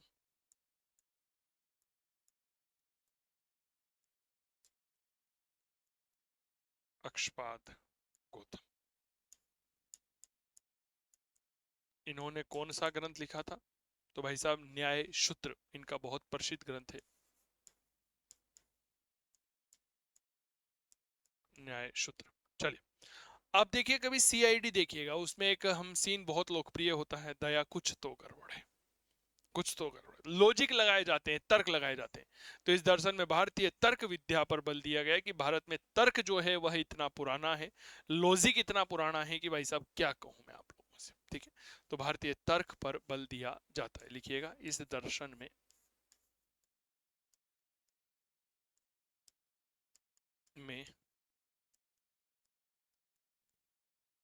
भारतीय तर्क विद्या पर बल दिया जाता है। मैं आपको एक बार इनका चित्र दिखाता हूं। सर ये है गौतम, ऋषि गौतम, जिनका पास में आप न्याय शास्त्र देख सकते हैं। ठीक है, सबसे पहले न्याय, भारत का न्याय संहिता क्या कहते हैं, भले ही न्याय में विलंब हो जाए पर किसी जो है ना, किसी क्या कहते हैं उसे, किसी एक तो होता है अपराधी और एक निर्दोष। हाँ, कहता है भारत का न्याय शास्त्र क्या कहता है कि अपराध में भले ही न्याय में विलंब हो जाए लेकिन किसी निर्दोष को दंड नहीं मिलना चाहिए। क्या ये बात क्लियर हो गई? ठीक है, चलिए। तो न्याय दर्शन के बाद महर्षि गौतम ने प्रतिपादित किया था, एक आता है वैशेषिक दर्शन। महर्षि कणाद ने प्रतिपादित किया, वैशेषिक सूत्र किताब लिखी, कहा किसी भी पदार्थ के 7 भाग होते हैं। ठीक है, तो लिखिएगा नंबर 4 वैशेषिक दर्शन।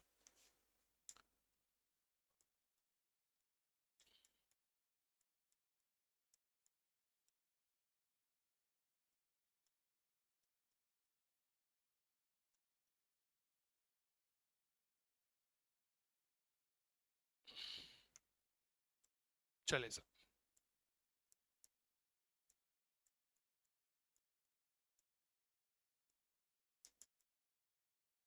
प्रतिपादक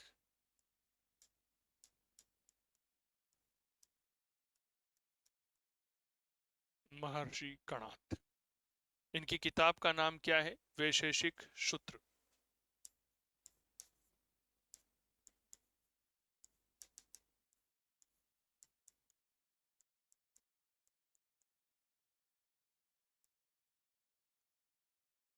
वैशेषिक सूत्र इनकी बहुत प्रसिद्ध किताब रही है। इनके अनुसार किसी भी पदार्थ के 7 भाग होते हैं।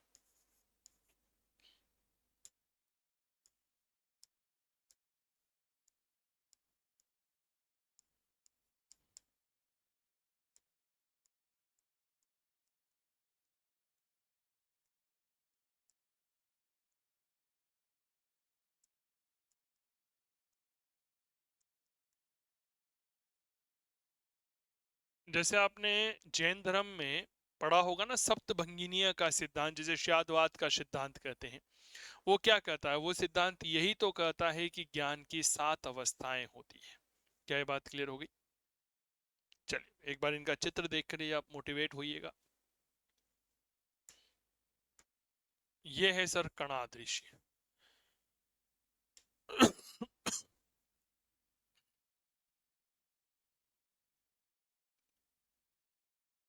ठीक है, चलिए। अब हमारे बीच में अगला 5वां दर्शन आता है, पूर्व मीमांसा दर्शन।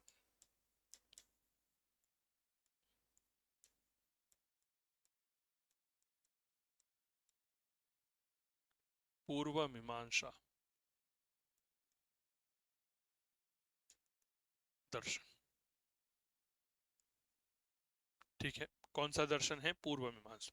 इसके प्रतिपादक रहे हैं महर्षि जैमिनी, जिन्होंने मीमांसा सूत्र नाम की किताब लिखी, और इस दर्शन में व्यक्ति के ज्ञान को महत्व दिया गया है।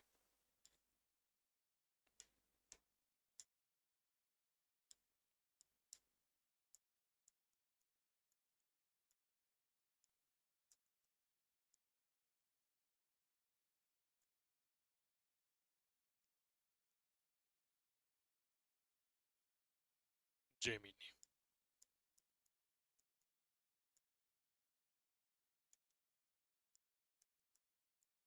ठीक है, और इनकी किताब का नाम मीमांसा सूत्र।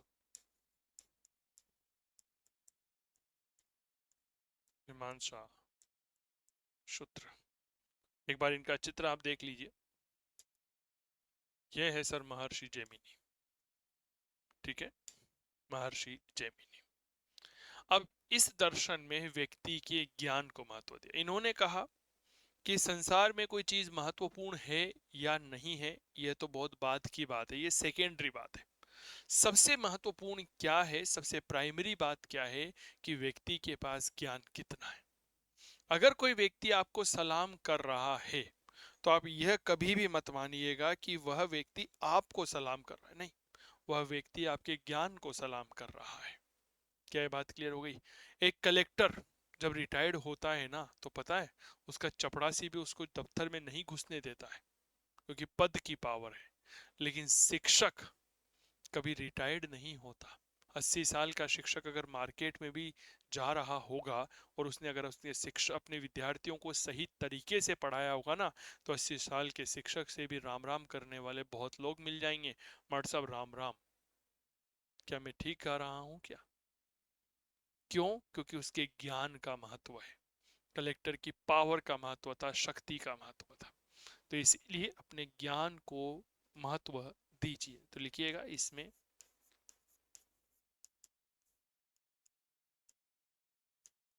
व्यक्ति के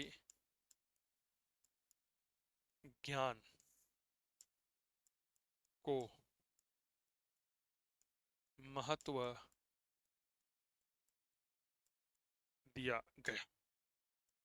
अगला आता है उत्तर मीमांसा। पीछे ही लिख लेते हैं, स्लाइड ही चेंज कर लेते हैं। लिखिएगा नंबर 6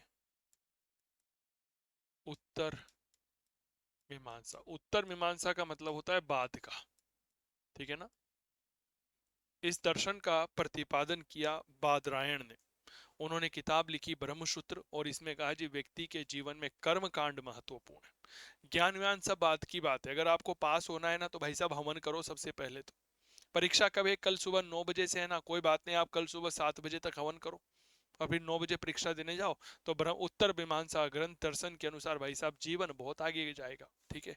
उत्तर मीमांसा दर्शन, जैसे हमने ये पढ़ा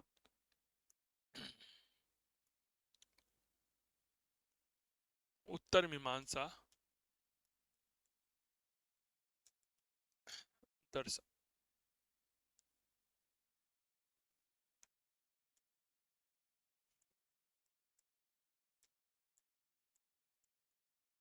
कर्म कांड को महत्व देता है यह महर्षि बादरायण।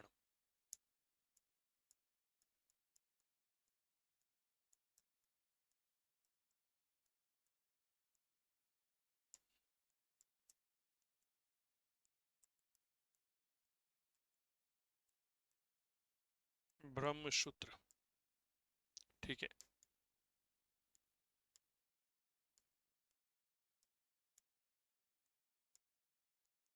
इस दर्शन में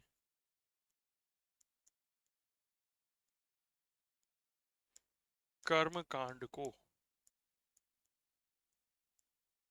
महत्व दिया गया। लिख लो। तो ये है सर हमारे भारत के 6 महत्वपूर्ण दर्शन जिनके बारे में हमें चर्चा करनी थी, ठीक है। एक बार देख लीजिए 6 महत्वपूर्ण दर्शनों में सबसे पहले एक बात याद रखिएगा, दर्शन जो है मूल रूप से आस्तिक और नास्तिक होते हैं। आस्तिक का तात्पर्य वेदों की प्रामाणिकता में विश्वास करना है, नास्तिक का तात्पर्य वेदों की प्रामाणिकता में अविश्वास है। ईश्वर का कोई रोल नहीं है। सांख्य दर्शन का प्रतिपादन कपिल ने किया था। तत्व समाज नाम का ग्रंथ लिखा, सृष्टि उत्पत्ति का सिद्धांत दिया कि सृष्टि की उत्पत्ति जगत, या हम इसमें ऐसे भी लिख सकते हैं कि जो हमारी सृष्टि है, इस सृष्टि की उत्पत्ति ईश्वर से नहीं होकर के मनुष्य और प्रकृति के मिलन से हुई है। प्रकृति के जो है विकास में 25 तत्वों का योगदान रहा है। योग दर्शन का प्रतिपादन पतंजलि ने किया, ग्रंथ योग सूत्र लिखा। इस दर्शन के अनुसार योग संसार के केंद्र में है और अष्टांगिक योग महत्वपूर्ण है। न्याय दर्शन का प्रतिपादन महर्षि गौतम ने किया, अक्षपाद गौतम। इनकी किताब न्याय सूत्र है। इस दर्शन में भारतीय तर्क विद्या पर बल दिया गया है। वैशेषिक दर्शन महर्षि कणाद, ग्रंथ वैशेषिक सूत्र लिखा। इसके अनुसार किसी भी पदार्थ के 7 भाग होते हैं। पूर्व मीमांसा महर्षि जैमिनी, ग्रंथ मीमांसा सूत्र व्यक्ति के ज्ञान को महत्व दिया गया। उत्तर मीमांसा प्रतिपादक महर्षि बादरायण, ग्रंथ लिखा ब्रह्मसूत्र और कर्म कांड को महत्व दिया गया। तो ये थी मित्रों कुछ महत्वपूर्ण बातें जो आप सभी प्यारे साथियों के साथ करनी थी। तो आज की इस क्लास को यहीं पर विराम देता हूं, कल फिर मुलाकात करूंगा। तब तक स्वस्थ रहें, मस्त रहें, तंदुरुस्त रहें और करते रहें इतिहास की बात चंदू जैन के साथ। इसी के साथ हमारा प्राचीन भारत भी कंप्लीट हुआ। बहुत बहुत धन्यवाद। नमस्कार। आरपीएससी ने अपना पैटर्न बदल दिया है। आरपीएससी ने अपना सिलेबस भी बदल दिया है। 19 सितंबर 2025 को नया पाठ्यक्रम जारी कर दिया है आरपीएससी फर्स्ट ग्रेड इतिहास विषय का। अब बड़ा प्रश्न ये आता है कि आखिर इस विषय की तैयारी कैसे करें। तो इसके लिए शानदार मैं नया कोर्स लेकर आया हूं। अपडेटेड कोर्स है, संभवतः राजस्थान में इस समय का तो पहला कोर्स है जो लाइव चल रहा है, नए सिलेबस के अनुसार चल रहा है, पूर्णतः अपडेटेड है, पुराना रिकॉर्डेड कोर्स नहीं है। ठीक है, तो 19 सितंबर 2025 को आरपीएससी के द्वारा जारी नए पाठ्यक्रम पर आधारित स्कूल व्याख्याता भर्ती परीक्षा का 2025 और 26 के लिए यह नया कोर्स आ चुका है। लाइव चल रहा है जयपुर स्टूडियो से। राजस्थान में संभवतः पहला कोर्स है जो नए पाठ्यक्रम के अनुसार है, पूरी तरह से अपडेटेड है और मेरे दोस्त याद रखिएगा लाइव है। ठीक है, तो इतिहास का संपूर्ण पेपर का यह कोर्स ले सकते हैं। इसके अलावा जो नए टॉपिक ऐड किए हैं, क्योंकि सिलेबस में लगभग 30% टॉपिक ऐसे हैं जो नए जोड़े गए हैं, 1-2% टॉपिक ऐसे हैं जो हटाए गए। फिर बड़ा प्रश्न ये आता है कि सर नए टॉपिक कहाँ से पढ़ें, किस तरह पढ़ें, क्या रणनीति होनी चाहिए। तो इसके लिए मैंने एक नया टॉपिक स्पेशल कोर्स में लेकर आया हूँ, जयपुर स्टूडियो से ही लाइव है, राजस्थान में एकमात्र है, फर्स्ट ग्रेड शिक्षक भर्ती परीक्षा के लिए है। 19 सितंबर 2025 को जो नए पाठ्यक्रम में नए टॉपिक जोड़े गए हैं उनका यह स्पेशल कोर्स है, उन विद्यार्थियों के लिए है जो केवल और केवल नए टॉपिक को पढ़ना चाहते हैं। कहां से पढ़िए, गूगल प्ले स्टोर पे आइए, वहां पर डाउनलोड करिए चंदू सर की क्लास मोबाइल एप्लीकेशन और आप डाउनलोड कर सकते हैं। इसके अलावा मेरे प्यारे साथियों, नवरात्रा शुरू हो चुके हैं 22 और 23 सितंबर, यानी कि नवरात्रा स्थापना के दिन और उसके एक दिन बाद, यानी कि 22 और 23 तारीख को नवरात्रा पर मेरे दोस्त इतिहास के जितने भी ऑनलाइन कोर्स हैं इन पर 2 दिवसीय महा बचत ऑफर विशेष छूट आपको दी जा रही है, जिसमें फाउंडेशन कोर्स जो लाइव और रिकॉर्डेड कोर्स है इसके अंतर्गत आपको, जैसे आप असिस्टेंट प्रोफेसर की तैयारी कर रहे हैं, यूजीसी नेट की तैयारी कर रहे हैं, किसी भी पीजीटी परीक्षा की तैयारी कर रहे हैं, जैसे विशेष तौर पर ईएमआरएस में भर्ती आई हुई है उसकी तैयारी कर रहे हैं, या फिर मेरे प्यारे साथियों आप आरपीएससी फर्स्ट ग्रेड की तैयारी कर रहे हैं, राजस्थान सेट भर्ती परीक्षा की तैयारी कर रहे हैं, तो उन सबके लिए लाइव रिकॉर्डेड कोर्स है, 2 साल की वैधता के साथ रहेगा यह। ठीक है, और यह कोर्स आप 8,999 में प्राप्त कर सकते हैं। फर्स्ट ग्रेड का संपूर्ण लाइव कोर्स जो है नया अपडेटेड और कंप्लीट पाठ्यक्रम पर आधारित है 5,499 में। अगर आप फर्स्ट ग्रेड का रिकॉर्डेड कोर्स लेते हैं, लाइव कोर्स के अलावा रिकॉर्डेड कोर्स भी है, तो यह 4,499 रुपए का रहेगा, पूरी तरह से अपडेटेड कोर्स रहेगा और नए पाठ्यक्रम के आधार पर रहेगा। नया टॉपिक स्पेशल बैच 1,999 रुपए का रहेगा। सभी कोर्स 19 सितंबर 2025 को आरपीएससी के द्वारा जारी किए गए नए पाठ्यक्रम के आधार पर हैं। तो फिर देरी किस बात की, आज ही गूगल प्ले स्टोर से डाउनलोड करिए चंदू सर की क्लास मोबाइल एप्लीकेशन और करिए अपने सपनों को साकार। हमारी हेल्पलाइन नंबर 8802060952 है। आप इस नंबर पर संपर्क करके आगे की जानकारियां भी प्राप्त कर सकते हैं। एक बात याद रखिएगा, नया पढ़ोगे, अपडेटेड पढ़ोगे, लाइव पढ़ोगे तो चीजें ज्यादा समझ में आती है अपेक्षाकृत पुराना पढ़ने से। तो फिर देरी किस बात की, आज ही जुड़िए और करिए अपने सपनों को साकार और जाइए सफलता के बेहद करीब। ठीक है, जहां पर सफल होकर ही सफलता को स्वीकार किया जाता है। तो लाभ उठाइएगा। नवरात्रा शानदार ऑफर 22 और 23 सितंबर 2 दिन का ऑफर है। 22 और 23 कहां पर, चंदू सर की क्लास मोबाइल एप्लीकेशन पर। जय हिंद, जय भारत।